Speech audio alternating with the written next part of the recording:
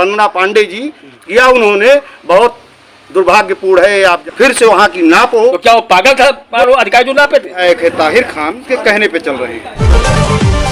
साथियों नमस्कार, मैं हूं धर्मेंद्र शुक्ला, आप देख रहे हैं हरि प्रयास। आज मैं जनपद सुल्तानपुर के वलीपुर इब्राहिमपुर मामले पर अपडेट फिर लेकर के आपके बीच में आ रहे हैं। मैं प्रदीप कुमार पांडे, भारतीय जनता पार्टी का मंडल अध्यक्ष हूँ। स्वागत है आपका। तो यहाँ के आम जनमानस में आज 24 घंटे से ज़्यादा गूंज रहा है। अभी आपने एक पोस्ट डाली थी, आपने उसमें लिखा था कि जिले में 4 विधायक भाजपा के हैं, वे यहाँ पर दर्द आंसू पोंछने हालचाल जानने नहीं आए, और इस बात से खिन्न होकर के आपने कुछ लिखा है। इस पर क्या कहेंगे? क्या है? देखिए, ऐसा है कि जो मैं लिखा है वो कहीं से गड़बड़ नहीं है। हमें पीड़ा है। पीड़ा वो ये है कि मैं अपने लिए राजनीति नहीं करता हूँ, मैं समाज के लिए राजनीति करता हूँ। मैं लोगों के भविष्य के सुरक्षित रहने के लिए राजनीति करता हूँ। मेरा अपना कोई व्यक्तिगत, न मुझे लोकसभा लड़ना है न विधानसभा लड़ना है। मैं अपने पैसे से नहीं तो अपने भाइयों के सहयोग से 9 बार यहाँ फलाहार करा चुका हूँ, 4 बार शोभा यात्रा करा चुका हूँ, कम से कम 7 बार जो है कांवड़ यात्रा 150 लड़कों को पैदल 300 किलोमीटर इलाहाबाद से पैदल जल ला करके यहाँ जंगलीनाथ महादेव भोलेनाथ को जो है जल समर्पित किया हूँ। कथा भंडारा का आयोजन हुआ है। ठीक है, मेरे अपने बल पे नहीं, क्षेत्र के सहयोग से, लोगों के सहयोग से हुआ है। मुझे और मेरी श्रद्धा और जो मेरा ये राजनीतिक करियर है वो अपने लिए नहीं है। मैंने ना अपने लिए कुछ किया ना अपने बच्चों के लिए कुछ किया। जो कुछ किया देश के लिए किया, समाज के लिए किया, क्षेत्र के उत्थान के लिए किया, अपने लिए कुछ नहीं किया। इसलिए मुझे पीड़ा है। आप बताइए कि जिस 9 दिन जो है माता जी की जो है पूजा हो रही है, प्राण प्रतिष्ठा हो रही है, और उनको जो है तलवार से उनकी ध्वजे सिर को काट दिया जा रहा है। गजानन भगवान को जो है पटक पटक के उनको तोड़ दिया जा रहा है। सारी जो प्रतिमाएं इस तरह से खंडित की गई, उनका वीडियो दबा लिया गया, उनको नहीं चलाया गया। एक व्यक्ति विशेष समुदाय के द्वारा तमाम तरह की न्यूज़ चैनलों पे चलाए जा रहे हैं, लेकिन एक तरफा चलाए जा रहे हैं। उसमें कोई ना तो ये कह रहा है कि माता जी की प्रतिमा को खंडित किया गया, ना कोई ये बता रहा है कि निर्दोष भक्तों के ऊपर जो है जानलेवा हमला हुआ। सिर्फ एक सूत्रीय कार्यक्रम है कि एक वर्ग को उछालने के, और उन्हीं के उसमें वीडियो चल रहे हैं। ओवैसी जी वहाँ से बोल रहे हैं।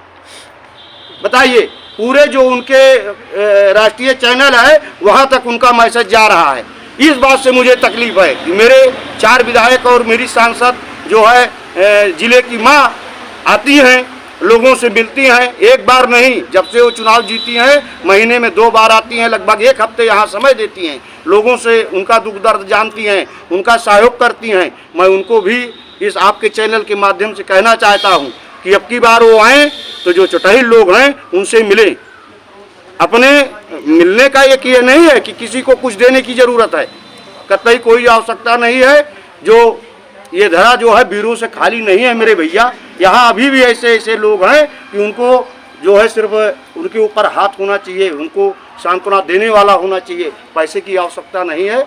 रही बात जो यहाँ हुआ, बहुत दुर्भाग्यपूर्ण हुआ। और जो यहाँ की SDM रही मौके पर वंदना पांडे जी, मैं क्या बताऊँ आपको, उनके जो रवैये रहे वो उस समय तो नहीं, लेकिन अब जो है पूरा क्षेत्र देख रहा है, जान रहा है। इसके पहले भी पूरा क्षेत्र देखता था और जानता था। जो किया उन्होंने बहुत दुर्भाग्यपूर्ण है, आप जान लीजिए।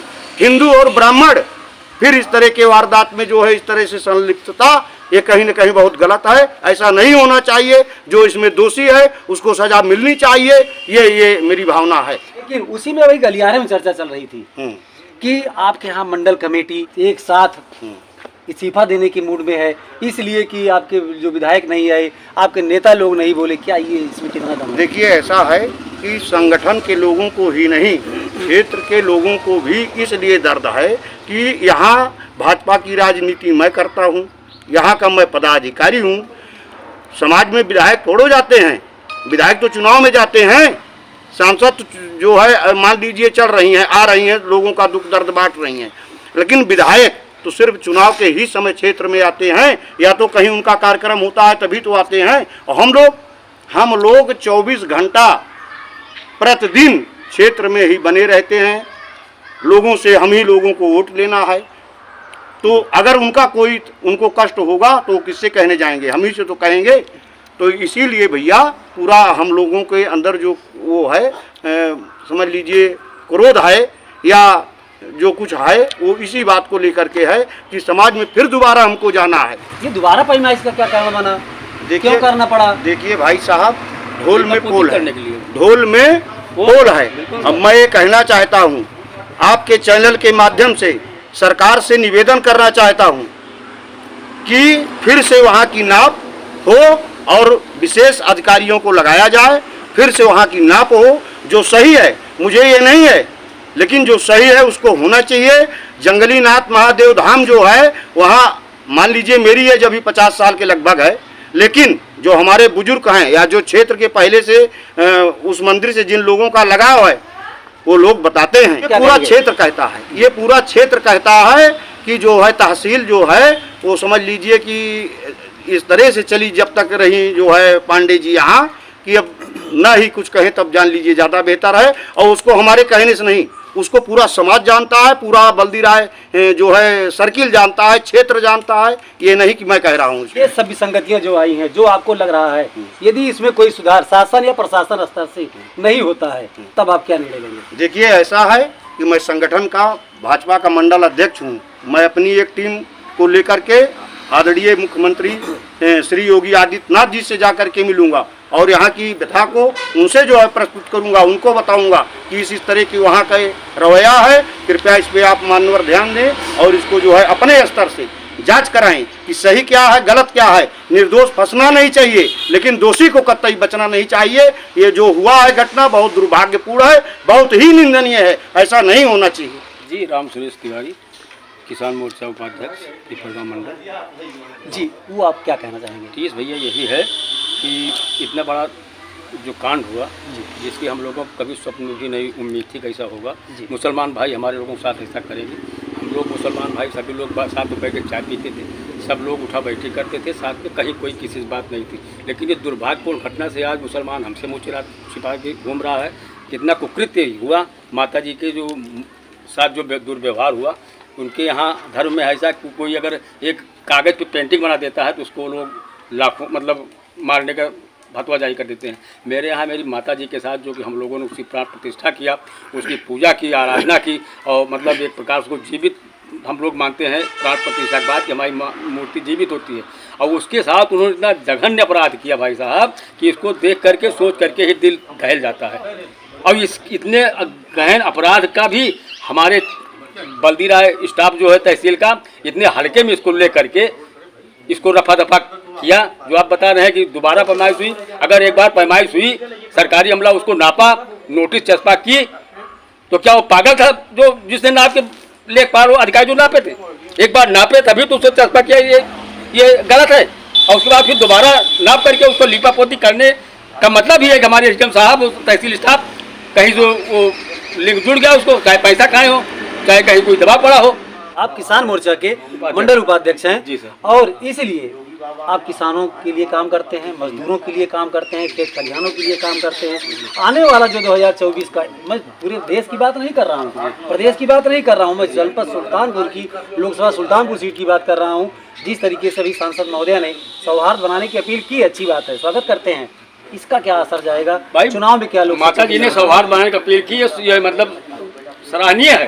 परंतु आप पूरे जिले में देख लीजिए, एक विधायक ताहिर खां हैं जिन्होंने यहाँ से करके दिल्ली तक इसको उठाने के लिए मतलब खुले प्लेटफार्म पर घोषणा की कि मैं इसको उठाऊंगा।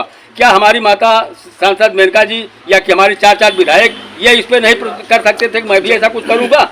हम लोगों आखिर किसके सहारे देखें कि हमारा जो भारतीय जनता पार्टी का जिले का वो है सर्वे सर्वा, हम लोग को भी महसूस होना चाहिए था कि अगर ये लोग कुछ बोलते लगता कहाँ हमारे लिए कर रहे हैं, होता न होता अलग बात है। रही बात सरकार की जो नीति है, सरकार नीति अपने आप में सही है, इसको जो ध्वस्त किया गया है प्रशासनिक स्तर पर ध्वस्त किया गया है। प्रशासन अगर चाहता तो ये नौबत ना आती। और ये बहुत ही जघन्य अपराध भाई साहब, माता जी की मूर्ति को तलवार से काटना इतना जघन्य अपराध है जिसको हम लोग कब भुला पाएंगे, भगवान ही मालिक है। क्या आप मानते हैं बल्दी राय और सुल्तानपुर का प्रशासन शासन को बदनाम करने की कोशिश कर रहा है? सत्य बिल्कुल यही बात है। अगर भाई आप देखिए पूरे प्रदेश में जहाँ जो की जाए अगर किसी मंदिर से किसी मस्जिद से पत्थर आता है उसको तुरंत बाबा जी दाह करवा देते हैं। और यहाँ उसी मदरसे से पत्थर, चाकू, मिर्चा पीसा हुआ सारा कुछ उपयोग किया गया, हिंदुओं को प्रताड़ित किया गया, निहत्थे देवी भक्तों पर वार किया गया।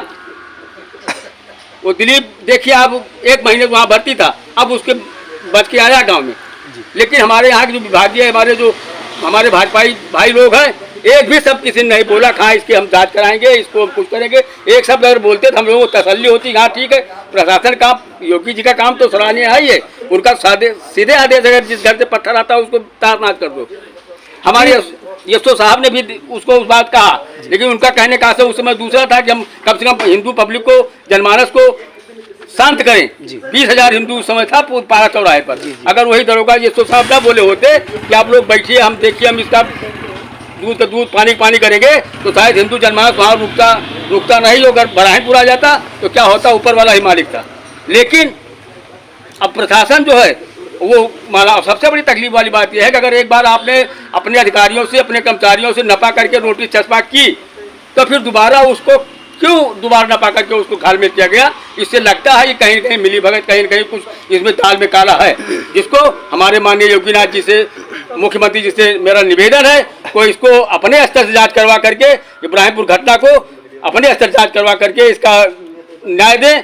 जो दोषी हो, चाहे हिंदू दोषी हो चाहे मुसलमान दोषी हो, मैं नहीं कहता मुसलमान को सजा मिले, हिंदू को सजा मिलनी चाहिए, लेकिन अगर दोषी है तो उसको दोषी को सजा मिलनी चाहिए। आप शक्ति केंद्र संयोजक भाजपा हैं वेद प्रकाश तिवारी जी, आपका स्वागत करते हैं।